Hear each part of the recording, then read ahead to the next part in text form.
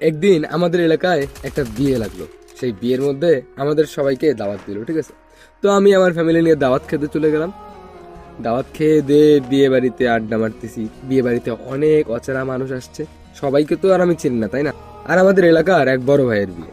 তো বড় ভাইয়ের পরিবারে যারা যারা আছে তাদেরকে বেশ চিনি, বাট ওনাদের যে পরিচিত আত্মীয় স্বজন ওনাদেরকে তো আর ভালো করে চিনি না, তাই না। তো বিয়ের দাওয়াত খাওয়ার পর ঠান্ডা খেয়ে পান চাবাচ্ছিলাম, চেয়ারে বসেছিলাম। বক্স বাজতেছে, গান বাজতেছে, হ্যাঁ। তো গানগুলো না আমার পছন্দ হচ্ছিল না। এরপর আমি ফোনটা নিয়ে গেলাম, গিয়ে দেখলাম যে বাচ্চারা গান বাজাচ্ছে। তারপরে বললাম, এগুলা গান বন্ধ, আমি গান বাজাবো, সেই গান চলবে। তারপরে ওদের ফোন থেকে বক্সের লাইনটা খুলে আমার ফোনে লাগালাম, লাগিয়ে আমি গান বাজানো শুরু করলাম। তারপরে গান বাজানো শুরু করলাম, ওই যে গানটা আছে না, লাল দুপাট্টা। সো দেখলাম যে যখন গানটা বাজতে শুরু করলো তখন না বেশ কিছু মেয়ে বললো যে ও হেভি সুন্দর একটা গান বাজাচ্ছে, চল না নাচবো এই গানটায়। সো তারপরে দেখলাম যে কয়েকজন মানে নাচানাচি শুরু করলো সামনে এসে, হ্যাঁ। আমি চেয়ারের মধ্যে বসে নাচ দেখতেছিলাম। তো কিছুক্ষণ পরে আমাকে বললো যে গানটা অফ করো, গানটা অফ করো। তারপরে আমি গানটা অফ করলাম। তো তখন একদম ঠান্ডা হয়ে গেল পরিবেশটা বক্সটা অফ করার পর।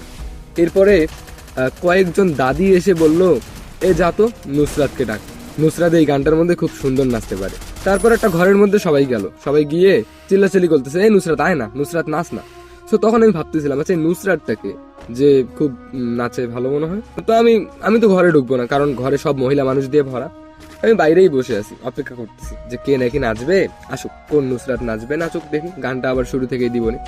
সো দেখলাম যে সবাই বলতেছে আসার জন্য, কিন্তু সে ঘর থেকেও বের হচ্ছে না, সে নাকি নাচবে। প্রায় অনেক জোরাজুরি করার পর সেই মেয়েটা ঘর থেকে বের হলো। দেখলাম যে তাকে হাত টেনে টেনে নিয়ে আসতেছে, হ্যাঁ। যখন মেয়েটা ঘর থেকে বের হলো তখন আমি মেয়েটাকে দেখে একদম ফিদা হয়ে গেলাম। ওরে ভাই, এত সুন্দর একটা মেয়ে! মানে এই বিয়ে বাড়িতে যে এতক্ষণ খাইদাই করলাম, এই মেয়েটাকে আমি একবারও দেখিনি, এই প্রথমবার দেখলাম। যে ভাইয়ের বিয়ে হচ্ছিল তার নাম হচ্ছে ইব্রাহিম। তো আমি আমার বেশ কিছু ফ্রেন্ডকে বললাম, মানে এলাকার যে ফ্রেন্ডগুলো আছে ওদেরকে বললাম, আচ্ছা ইব্রাহিম ভাইয়ের কি হয় রে এই মেয়েটা, এই মেয়েটা তো সেই সুন্দর। তখন বললো যে আমরাও তো চিনি না রে, আমরাও তো দেখি নাই কোনোদিন, এই মুহূর্তে বিয়ে খাইতে আসছে, হয়তোবা কোনো আত্মীয় স্বজনের মধ্যে পড়বে, কিছু হয়তোবা হয়, হয়তোবা কোনো খালাতো বোন বা ফুপাতো বোন হয়তোবা হবে, এরকম ভাবে আমাকে বললো। আমি বললাম হ্যাঁ হইতে পারে, আমিও কখনো দেখিনি। যাই হোক, তোরা কিন্তু কেউ নজর দিস না, ঠিক আছে, এটা কিন্তু আমার, বুকিং করে রাখলাম। তখন বললো হইছে, দাওয়াত খেতে আসছে, একটু করে চলে যাবে, কই যাবে না যাবে খোঁজই পাবি না, আর বুকিং করা করি, তার বাদ দে, চল ওই থেকে ঘুরে আসি। আমি বললাম না, আমার এই যে মোবাইল এখানে লাগানো আছে, গান বাজাইতে হবে, আমার দায়িত্ব দিছে এটা। তখন বললো, ও দায়িত্ব পালন করতে শিখে গেছিস এখন, আচ্ছা ঠিক আছে থাক, আমরা যাই। তারপরে ওরা চলে গেল। সো এরপরে আমি বসে আছি, মেয়েটা আসলো, হ্যাঁ।